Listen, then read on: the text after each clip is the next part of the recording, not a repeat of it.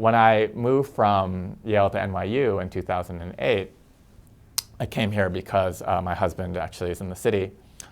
My wonderful dean then, Dean Ricky Rivez, said to me, we want to give you the Earl Warren Professorship of Constitutional Law. And I was very touched by this, and I knew where he's coming from because Earl Warren is a great figure both in constitutional law and in civil rights law, and those are my two research areas.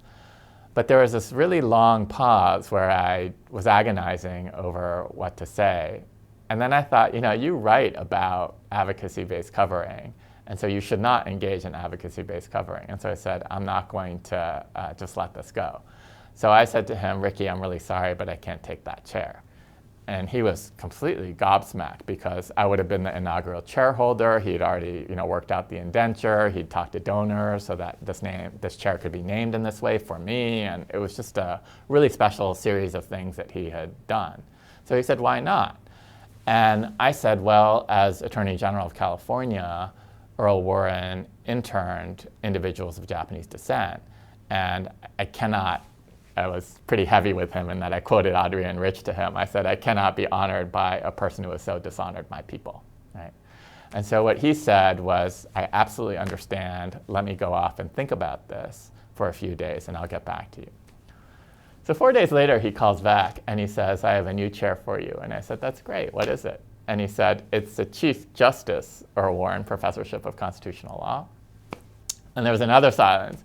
But this silence was qualitatively different insofar as I thought, one of us is crazy on this phone call because what difference could that possibly make, just adding the words Chief Justice in front of this title that I had already rejected? So I said to my dean, repressing a lot of responses, what difference does that make?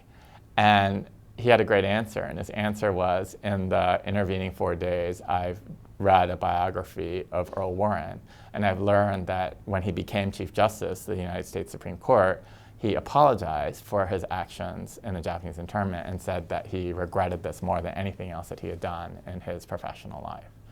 And so wouldn't it be great, my dean said to me, if you could have this chair that symbolized how far an individual could travel over the course of a single lifetime, because Earl Warren himself went from being that Attorney General who interned the Japanese to this iconic Chief Justice who wrote Brown versus Board of Education and Loving versus Virginia and all the other cases that you teach so passionately in your constitutional law classes.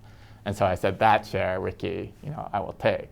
But imagine, right, if I hadn't pushed through, right? Imagine if I just accepted the first chair and said, I'm just going to engage in advocacy-based covering as an Asian American and take the Earl Warren Professorship.